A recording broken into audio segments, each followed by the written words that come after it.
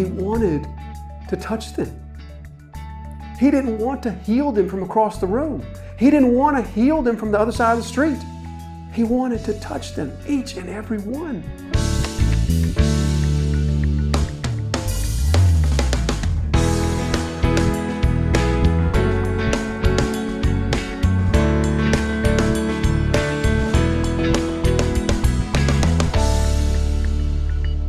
But one thing we should be careful about, when we think of Jesus' healing, we should never think of his healing as something that he just sort of snaps his fingers at sick people or just glances over at somebody sick and wishes them to be well and it's all done and just goes on unaffected. We should not think of Jesus' healing in that way. When Jesus healed the sick, when he cleansed the lepers and when he cast out the demons, Jesus in his spirit, in his soul, was not unaffected by that. Here's what I mean. Look in your notes in Matthew chapter 8 and verse 16 through 17. This is the same instance here. That evening they brought to him many who were oppressed by demons, and he cast out the spirits with the word and healed, here it is, all who were sick. Verse 17. This was to fulfill what was spoken by the prophet Isaiah. He took our illnesses and bore our diseases. Now, a few weeks ago, when we were looking at the baptism of Jesus in the Jordan, we made note of the fact that Jesus, who will become the sin of the people, on the cross, he will become our sin, 2 Corinthians 5:21. Nevertheless, at his baptism, he is plunged under the waters of the people's confession of sin. So his identification with the sins of the people, though he himself is sinless, he is identified with their sin. He's plunged under the water of their confession of sin. In a similar sort of way here, his connection to, his identification to not just the sin of the people, but the consequence of the sin of the people, the sickness and illness. His identification with them is so close and so intimate that when he heals the sick, in some sense, he becomes their sickness. He becomes their illness. Now, that is not to say that when Jesus cleansed a leper, he himself became leprous. That's not to say when he healed the blind, he himself became blind. He didn't literally become their sickness. But in some way that the scriptures don't fully explain for us, in some sense, Jesus connected so closely with their sicknesses and their illnesses that something about those sicknesses impacted Jesus. Some of the healing miracles show us this. For example, a little later in Mark's gospel, he is going to heal a deaf man by putting his ears in the deaf man's ears. And we're told in that passage that Jesus groans deeply. He sighs deep in his spirit.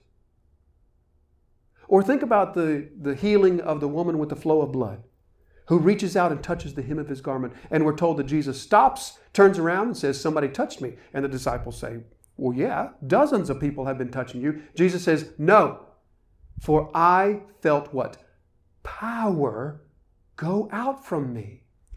These instances show us something about the impact that Jesus received through the healing miracles. Something about these healing miracles took something from Jesus.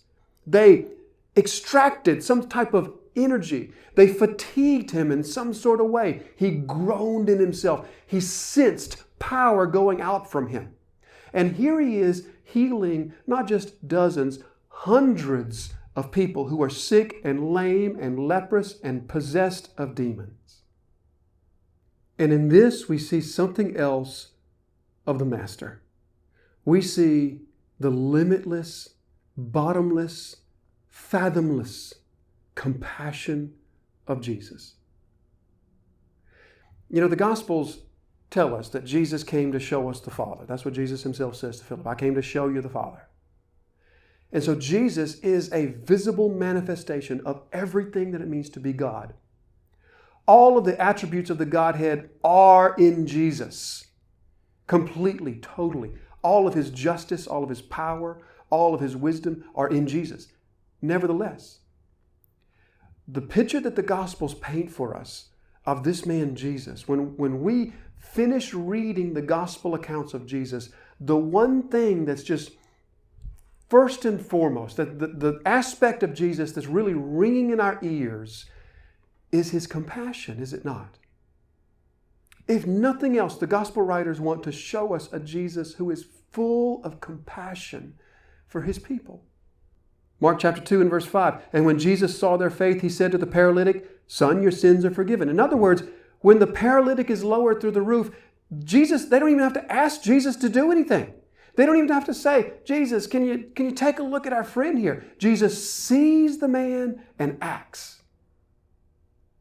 Mark 6 and verse 34, when he went ashore, he saw a great crowd, and he had compassion on them because they were like sheep without a shepherd. And look at what his compassion leads him to do. And he began to teach them many things. Jesus, if anything, he is a man that the scriptures show us when he sees the sick, he just can't help himself. He must go to them. When he sees the lame, he just can't help himself. He must go to them because he is so filled with compassion. 2 times the scriptures will tell us that Jesus broke down and wept. And both times the weeping was for someone else. Look at Luke chapter 4 and verse 40. This is the same incident here in Luke's gospel. Luke writes this, "Now when the sun was setting, all those who were sick with various diseases brought them to him, and he laid his hands on every one of them and healed them." In other words, Jesus is going through this crowd and he's laying his hands, he's touching every single one.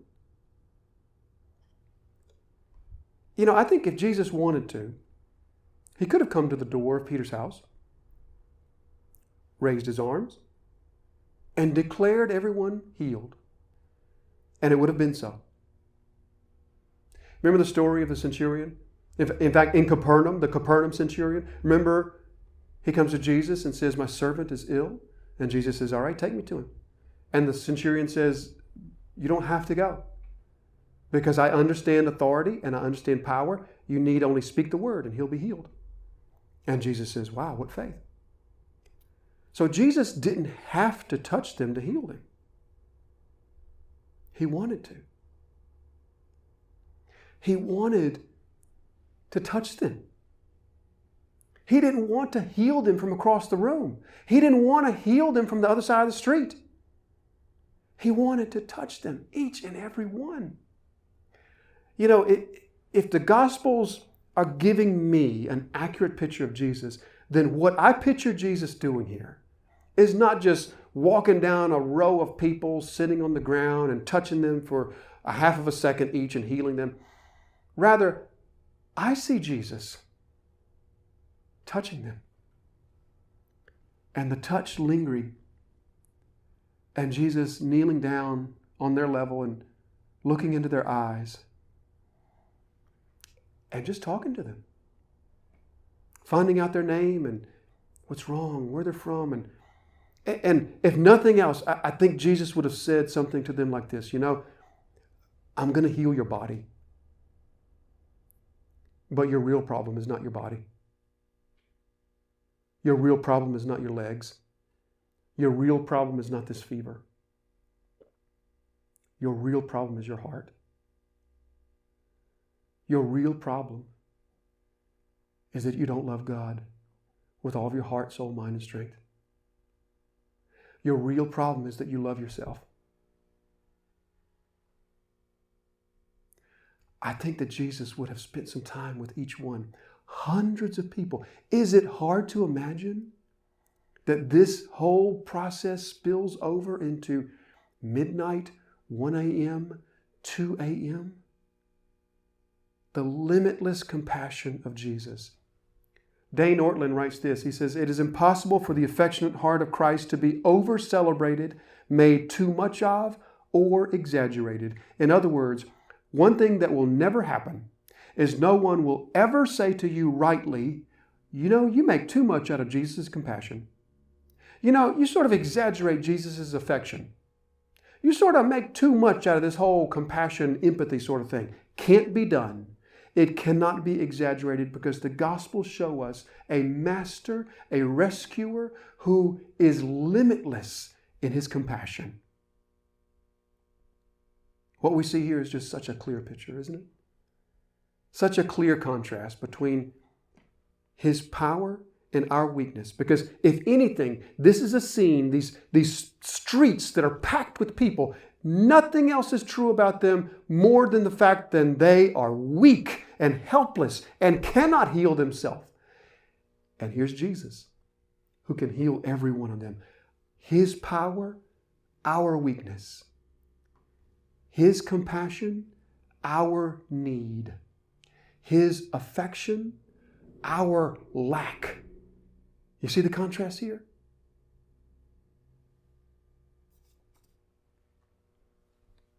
Now, lastly, verse 34.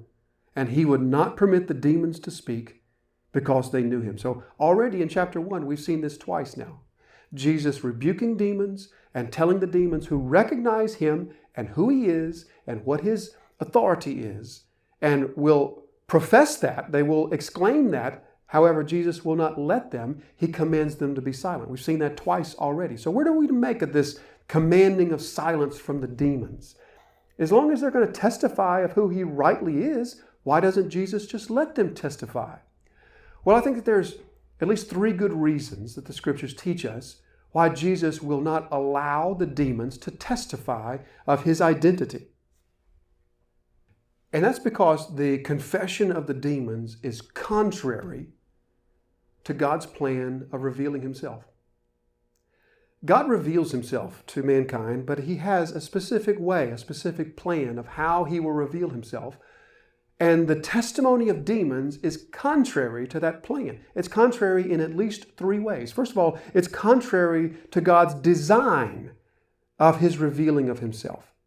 Because you see, God has designed that He will reveal Himself not through the testimony of unclean demons, but through the testimony of His words and the affirmation of His actions. The affirmation of the signs and wonders that He commits and the words that He speaks. That's what will reveal the Son of Man to us. Look at Matthew chapter 16 and verse 17. Jesus answered him, "Blessed are you, Simon Bar-Jonah, for what? Flesh and blood has not revealed this to you, but my Father who is in heaven." You see, the revealing of me to you, Simon, has taken place not by the means of earthly means of flesh and blood, but by the means of my Father. My Father has revealed to you who I am. That's God's design. His design is that the revealing of Himself to mankind is done by His words and by His actions, not by the testimony of demons. You know, whenever Jesus is asked in the Scriptures, "Are you the Christ? Are you the one that we're waiting for?" Whenever He's asked that, you know what He never did? He never denied it. He never denied it. But nevertheless, the revealing of who He is will always come by His words, not the words of a demonic fallen angel. Number 2, the revealing of Christ through demons is contrary to God's plan because it's contrary to God's timetable. It's contrary to God's timing of when He will reveal Himself. Because Jesus, though He never denied, when He was asked directly, He never denied it. Nevertheless, He had a certain timetable, a certain time frame for which He wanted the revealing of Himself to take place. And this is too early in that timetable. He does not want to be revealed as the Son of Man, the one who is the Messiah, because He does not want the attention from the Roman Empire who would begin saying, "Now wait a minute, there's somebody in Capernaum going around saying that he's the new king. We need to look into this." So Jesus doesn't want that yet. He wants this revealing to take place on His timetable. You remember in John chapter 6, in verse 15, you remember when they're going to come to Jesus and they're going to, John tells us, take Him by force and make Him king? But Jesus withdraws because He doesn't want that yet. So this is contrary to God's timing of His revealing of Himself. Thirdly, it's contrary to God's method, to God's ways of revealing Himself. God will reveal Himself to all of mankind, and He will do so in such a way that all of mankind who has ever lived will recognize who He is. Philippians chapter 2, verse 10 and 11 tell us of that day when every knee should bow in heaven and on earth and under the earth, and every tongue confess that Jesus Christ is Lord. But that will be a day in which the identity of Jesus is revealed in terror. For it will be terrifying. Those who have his identity revealed to him on that day, and they have not confessed allegiance to Christ prior to that day, it will be revealed to them in a moment of terror, of sheer eternal terror. God doesn't want that now. In the age of the church, he wants to reveal himself not in terror, but in love. Not in despair, but in compassion and affection.